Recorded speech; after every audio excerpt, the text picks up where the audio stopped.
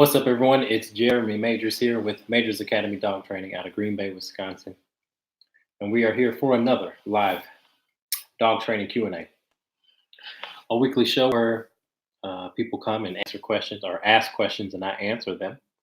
Any question is a good question. There are no dumb questions. We invite you to ask as many as you like. Let's start a conversation. We are live on Instagram, YouTube, and Facebook. And we will answer questions until we run out of them. So, that being said, if you got some questions about your dog or dog's behavior or anything for that matter, if you want me to talk about anything, feel free to shoot. All right, let's get into some questions. How about it?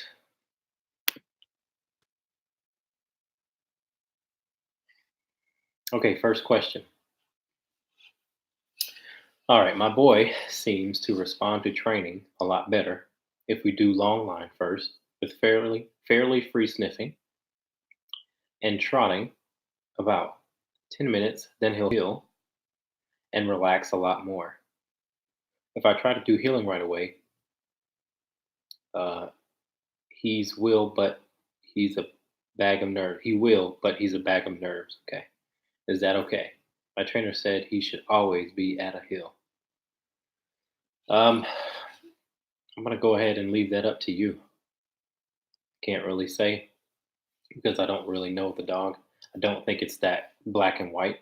I don't think you have to have him heel all the time. It depends on the dog.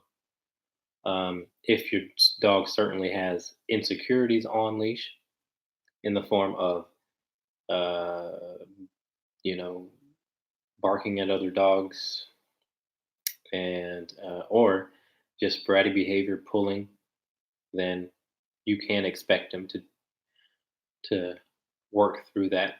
Because the dogs that I work here, they heal from A to Z. So as soon as we get out, hi Jody, how are you? As soon as we get out the door, they're healing perfectly up until I put them back into the yard. So that's that. I would. It depends on the challenges you're having. It depends on the reason why you're healing. All right. Thank you for your question, and feel free to ask another. All right. Next question. Kathy says this might be a dumb question, but Kylo loves to tear apart everything. Give him a toy, and it's destroyed in minutes, especially if it has stuffing. Occasionally, he'll find a shoe and do the same thing to it if I don't notice it in time. If I continue to give him stuffed toys and keep him occupied, am I promoting the act of destroying things? No. The act of destroying things is a natural thing for a dog. It would be this. It'd be acting out what it would do if it found a squirrel or a rabbit and wanted to eat it. It's natural. So you wouldn't be promoting it if you gave him some toys.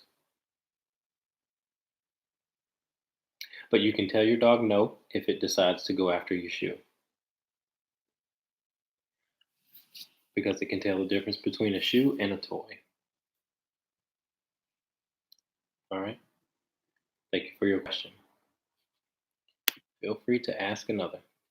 All right, guys, those of you who just joined in, we're live on Instagram, YouTube, and Facebook. Feel free to ask any question that you like if you have any question about dogs. Know that your question will help other people and their dogs with the same challenges. So don't be shy.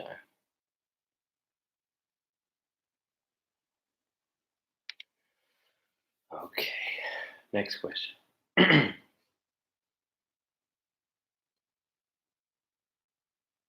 All right. I recently got, excuse me, I recently got a doggy don't, wondering if I'm using it right.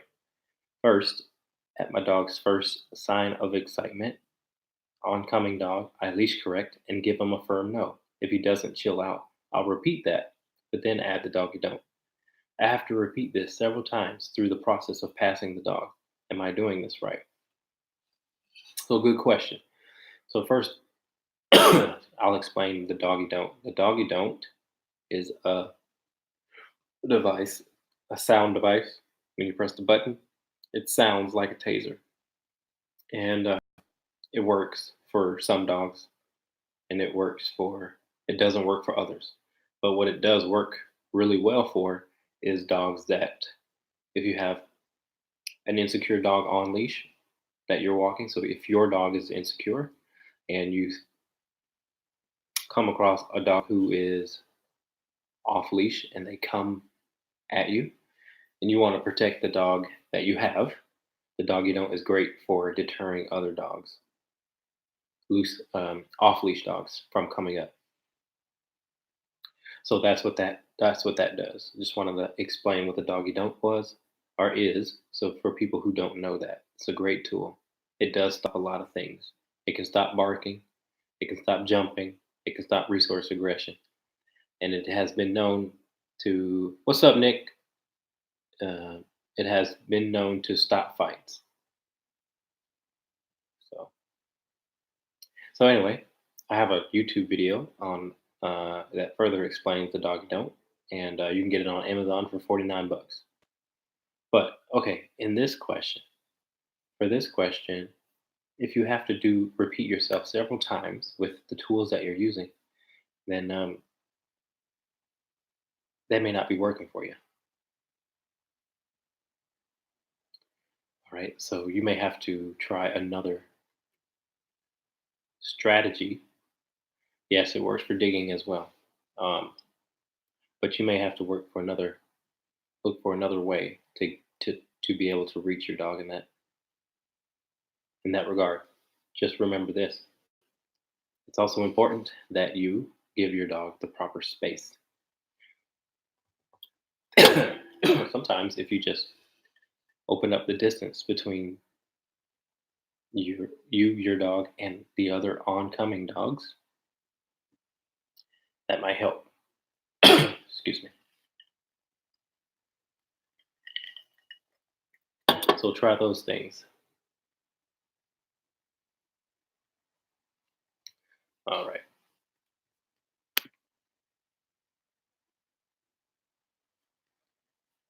Next question.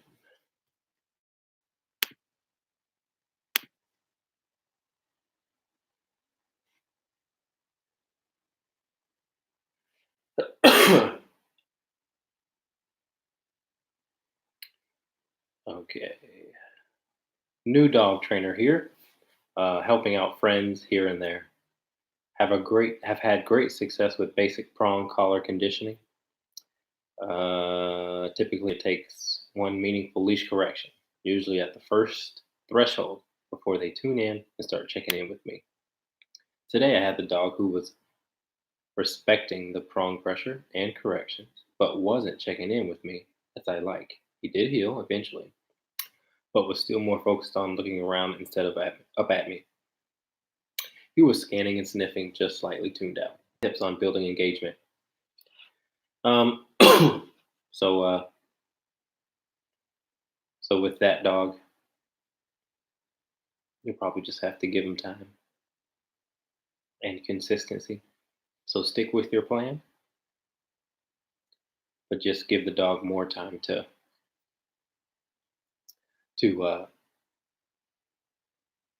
to sort of.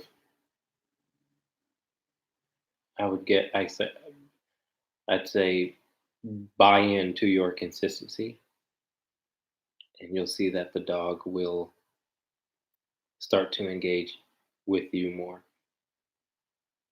or engage with the, or not engage with the outside world so much. Because I don't really care if the dog looks at me. I just care if the dog is uh, not staring at other dogs or squirrels or anything else for that matter.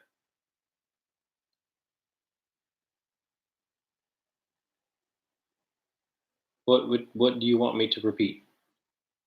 I don't know what you want me to repeat. Excuse me, guys.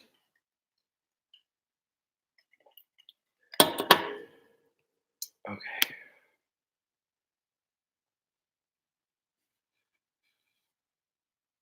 Okay, the doggy don't has worked awesome for jumping, barking in the window, staying and sitting with people at the door, and a few other behaviors. I got one from your recommendation a year ago, and it's worked great for us. Awesome. Glad to hear that.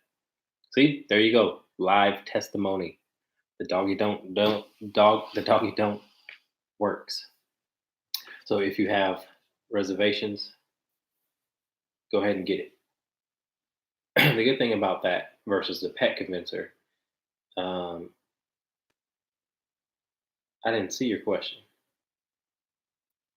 Hold on. I'll answer it. Hold on. Let's see. I asked about introducing a new rescue pup to our two cats.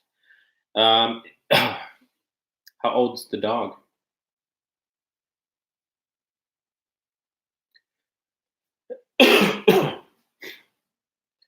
um,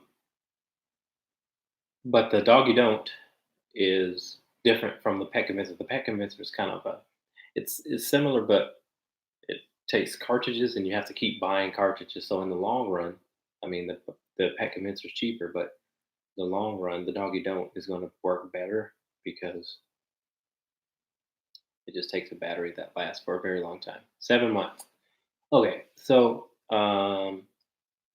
if you want to introduce a puppy to your two new cats, the best way to do it is very slowly. So um, I would, if you could, keep them separate for about 2 weeks, so that your puppy can have the opportunity to um, sort of see them and get used to them at a distance. And the same for your cats. You'll be doing your cats a favor if you don't just let the Labradoodle bombard the cats.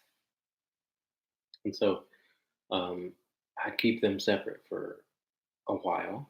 So again, that they can sort of, get to know each other at their own pace and not, be rushed. So take your time. Just you know, they'll tell you also when to move forward with things. If that puppy is sort of indifferent to the cats, then you can probably take another step. If the puppy is, you could see that the dog is, if you let go of that leash, that the puppy is ready to go, and then it's probably not a good time for them to meet. Um, Bottom line, puppy has to be somewhat under your control, and I know that's tough for a puppy, but to guarantee the a smooth, good start to their relationship, that's what will have to happen. But who knows? You could have luck doing it, the way that most people do it. Just let them figure things out. If your cats are declawed, then that means you may have to, you know, take my approach. If the cats aren't declawed, then maybe the puppy can learn quick about respect when it comes to your cats. So, great question. That's going to help a lot of folks. All right, let's keep it moving. Battling the cold here, folks, so I apologize.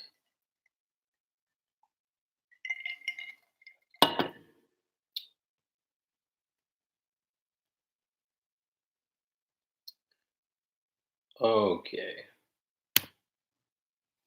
so I wanted to talk to you guys about something. Thanks. I'm more worried about idiot cats. I appreciate the help. Take care. You're welcome. Yeah, don't The cats are very important too. There's a lot of dogs that I've trained that the cat won't come out because the dog has overwhelmed the cat, and every time the cat comes around, the dog chases the cat like it's a daggone rabbit or a squirrel. And we have to remember that we have to advocate for our cats as well. The cat's like, dude, if you get that dog under control, I'll come out and play. But I'm not coming out and play because you don't have the dog under control. So it's all about showing that cat that you can actually take control of the dog, and then their relationship can become good. If the cat has always been chased and traumatized by the dog, cat doesn't want anything to do with the dang dog. But all of a sudden, if the dog can be calm, the cat may end up liking the dog. It's happened. So it's important to sort of keep in mind all parties.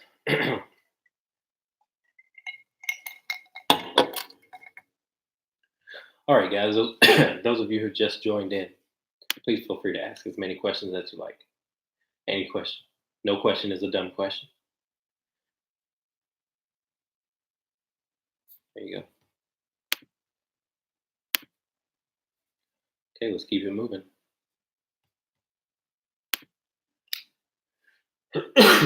Oh, back to what I was talking about. I want to talk to you guys about how to best manage really stressful situations when it comes to your dogs, such as if your dog gets attacked by another dog, if you're moving, there's a common denominator. Even if your dog is afraid of vacuums, lawnmowers, snowblowers, whatever it may be, there's something that you can do that will help make sure the dog is smooth with all of that. Because some dogs do go through pretty traumatic situations being attacked, on whether it be on leash, in their backyard. Uh, you know, this is why it's important to have the sort of relationship that's the necessary type, or there are certain there are the relationship has to be a certain way to a degree in order to ensure that your dog can go get through really traumatic situations, because sky's the limit if you have certain dynamics of your relationship with your dog, and you should always strive to obtain a certain level of trust and respect in order to get through. It's not only very convenient because you can include your dog in a lot more things, but it's also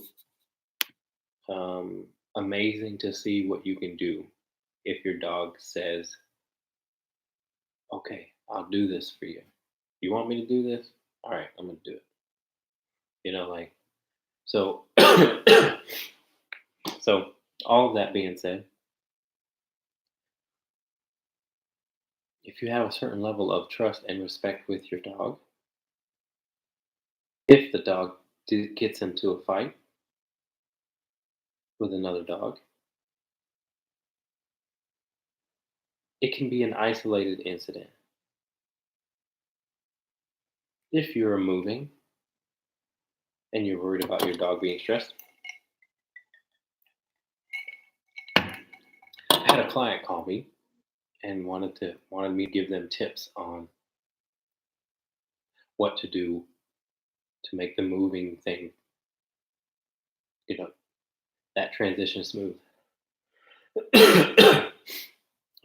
And it was a past client, so it was good because they already had a good foundation. And so the most important thing when moving with a dog is to show them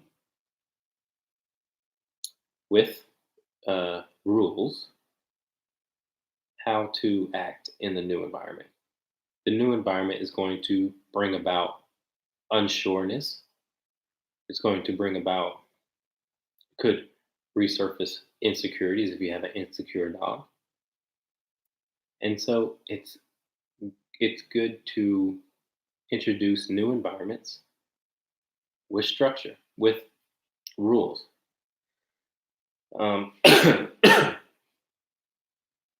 And so I've moved across the country a few times. Here, Georgia, back back up here, back down to Georgia. And I've always had dogs. And the most important thing for my dogs is that I was there. Didn't matter where they were. The environment is secondary to your relationship. So it shouldn't be a case where you can't bring your dog here, you can't bring your dog there, you can't bring, oh, he acts like a fool here, there, da, da, da. If that's the case, then you got work to do uh, with your relationship. Cheers, B. Um,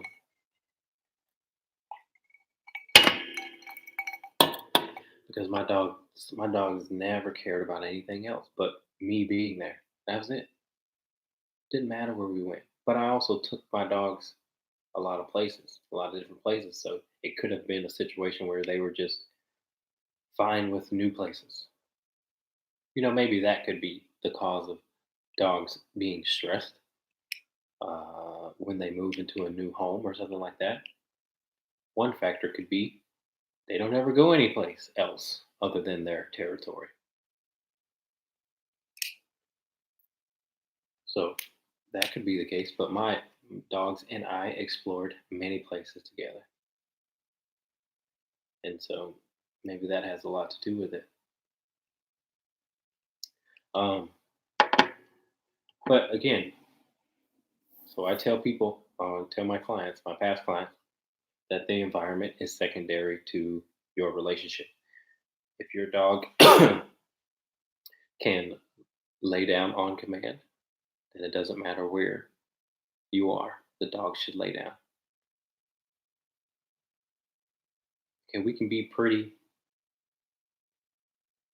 tough in that regard. At the vet's office, you want to get your dog to relax. If your dog has a good down, say down. Get him to relax. I mean, so the environment doesn't matter. So when people pick up their dog, they always ask, okay, he acts good here, but how's he going to act at home? You know, and it's like, and I have to tell them, it doesn't matter. Down means down, here, there, anywhere. When I tell you down, it means down. When I tell you heel, it means heel. When I tell you sit, sit, etc. When I tell you to come, come. That's very important. It doesn't matter about the environment. But think about if you actually do have that. When I tell you to come, you come. If you have that, then you can give your dog a lot more off leash freedom. Dog listens to you when you tell him to come, then that means you're at a gas station or you're traveling. You can give your dog some off leash time, nice off leash walk.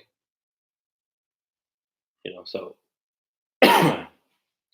the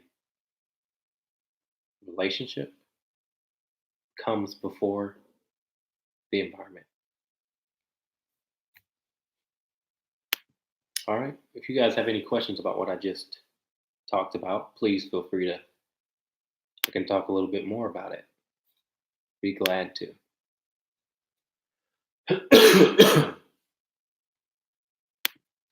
It's the tough part about getting to that level of relationship is being consistent, not making up excuses for the dog or for you.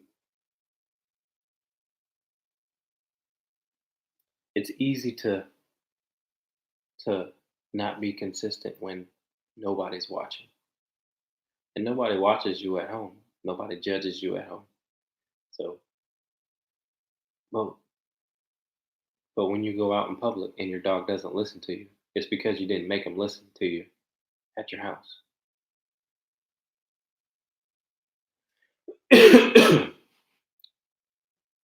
Riding in the car is still horrific with Brandy. Thank you much. E-collar, and then tell the dog to lay down. How about that? Will that work?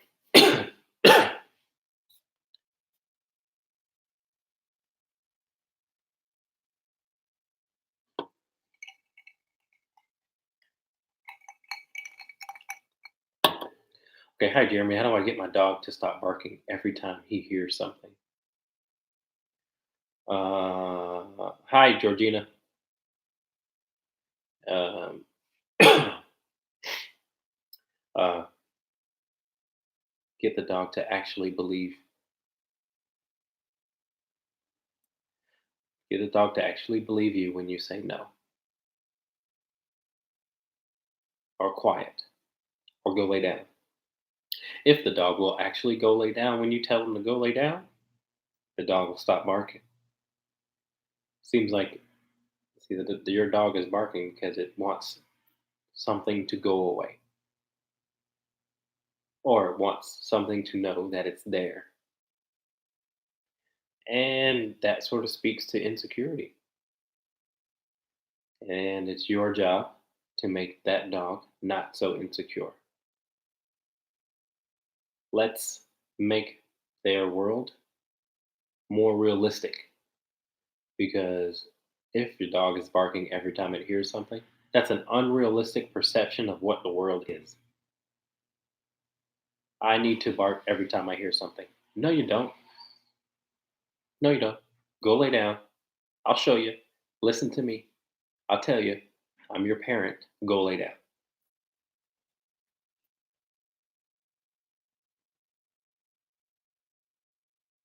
That's it. That's how you get her done.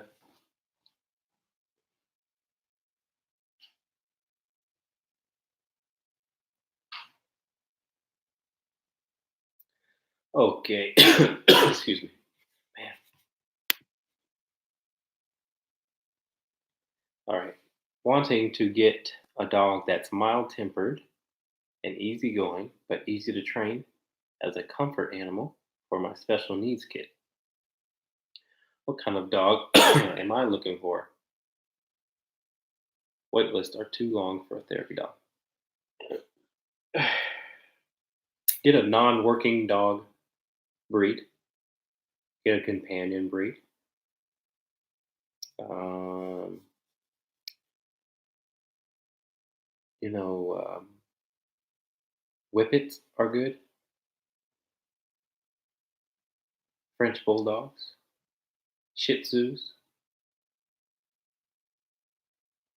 What else?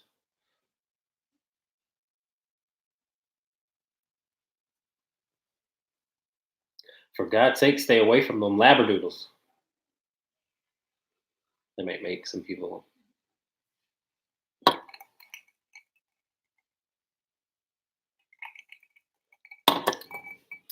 I'm seeing all these Labradoodles. Everybody wants a daggum Labradoodle because they don't shed. Whatever. Jesus Christ. Just clean up after your dogs. So what? Labradoodles, man. First of all, the breed poodle, like, uh, whatever, man. And then, so they're just breeding everything with I mean, with the poodle because they don't shed. But the poodle comes with baggage, man. Poodle, the poodle is a insecure dog, man. I mean, they're they're very smart, which, in my opinion, plays a role in them being super cautious. You know, and insecure dogs are tough to deal with. They're not the typical American dog. Like the poodle is a good dog for like Europeans. But they got different rules, man. People in overseas don't just go up to dogs and try and touch them and all that stuff. They leave the dogs the hell alone. Um, anyway, that's my little rant on Labradoodles. And then all the groomers cut their whiskers off. I'm gonna keep harping on that.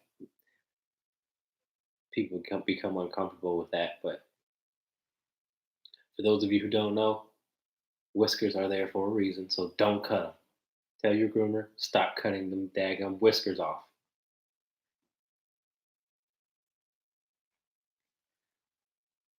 Google why. Google why you shouldn't. Or Google if you should. You may find something interesting. How's your sausage doing? The geese are not cooperating this year. Hope the deer hunt is better and we'll bring you some. I appreciate that, Chris. Thank you so much. Yeah, we have some deer venison, but there's nothing like that geese uh, sausage that you brought us. That was very tasty.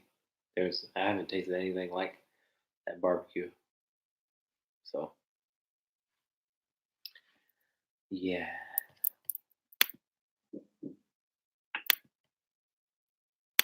All right.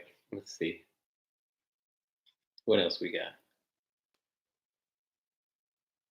How do I know when my dog is ready to be left out of the kennel while I'm away for a few hours? Or should they always be kenneled? My dog is one, but she's fully potty trained and doesn't get into anything. Well, um, why don't you just give it a shot? Um, try going to a gas station and coming back. Try going, then go out to dinner and coming back. See how she does. I'd leave the crate open. Maybe that's a good transition. So you don't go from a kennel to no kennel. You know, you keep the kennel up, and in its place, but you keep the door open so she still has that place to go. And then after a while, maybe then pick up the kennel. You know what I mean? But one is old enough for some dogs. For some dogs, 1 years old is not old enough. For some 1 year olds, they still aren't mature enough to, you know, stay outside the kennel. Now, if you have a working dog or a high energy dog, make sure that make sure that dog is exercised. That'll help with the choice whether to chew up or not. Make sure the dog is exercised because a dog that's not exercised can't really blame them for tearing your house up. They need some exercise. So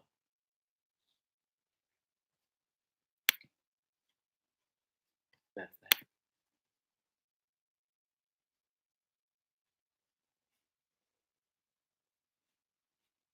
All right, guys. Well, do you guys have any burning questions that you have for me?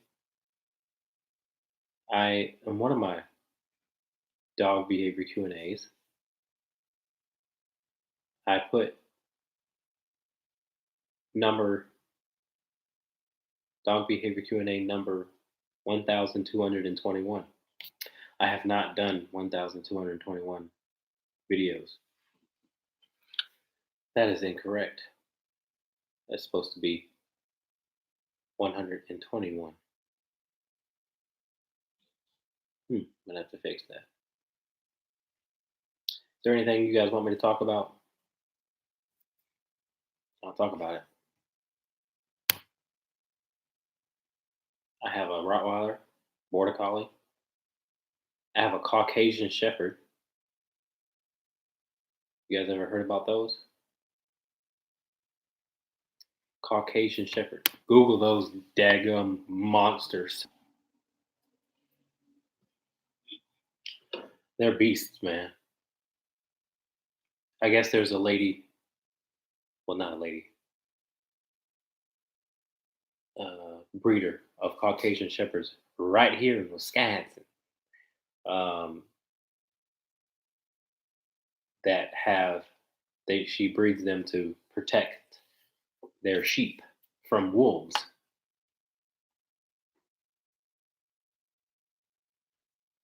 So Caucasian Shepherds, I I trained a female along maybe last year, maybe 2 years ago. I don't remember, but she was nasty. She was she had the whole house intimidated. They're big dogs, man, and they're protection dogs for sure. Don't get a Caucasian Shepherd. Hey, whoever, Georgina, don't get a Caucasian Shepherd. No, no, mm.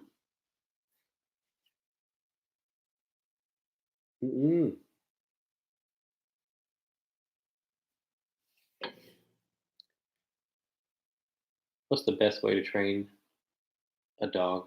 The come command. Um, I like to use a long leash. You know what I'm saying? I like to use a long leash, and then I like to walk back and forth about 50 yards each direction. And once the dog looks like it's ignoring you, that is the moment you call the dog to you, put the dog in a sit, wait for 10 seconds, and then you release the dog again. But the long line ensures that you can get the dog to come when you say come. And the come, the recall with treats is tricky because it depends on if your dog knows the come command already. If the dog knows what come means, then you got to be very selective with how you treat, how you give treats. Because you can't just give treats every time the dog comes, because the dog's only going to come for treats. And it also depends on if the dog wants to treat, likes treats, or if there's not a distraction that's more valuable than treats. And so you want the dog to come ultimately for your voice and your voice only. And if it comes for your voice, then it gets the treat. But that distinction is takes takes a while to be able to distinguish. Is your dog coming for the treats, or is the dog coming out of respect for you and your word?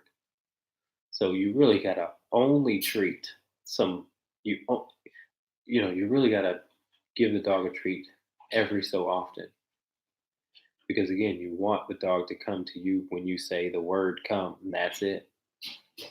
You don't want the dog to come for a treat. If your dog already knows it, then there's no need to treat the dog every time it comes. If you're teaching your dog to come, then you can use treats until the dog understands what come means. If your dog is just ignoring you, then it's still ignoring you if you use treats. It's just coming for the treats and ignoring you, because when you don't have treats, you don't matter.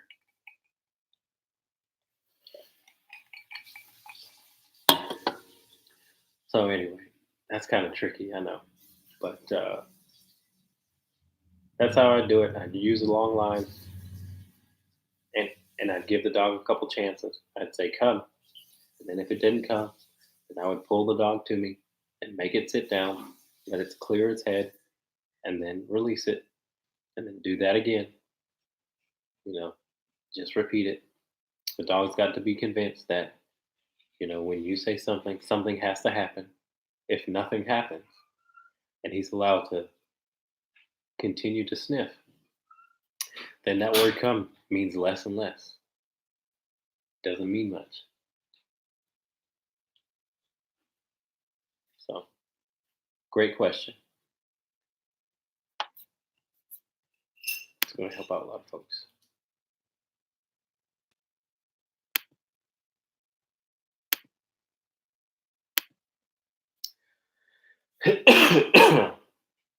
All right, guys. Any last burning questions or suggestions or topics? Put them in now. I'm almost done with my drink, and it's getting close to that hour. No, it's not. But yeah, I've ran out of questions.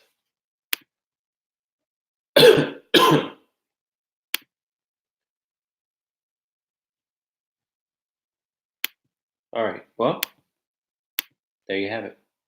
I appreciate you guys watching. We'll be here next week. Thank you. Give me a thumbs up, like, share, subscribe. I don't care what you do. Thank you for asking all your questions. It will help people. And we're going to keep moving. I appreciate it. Okay, bye.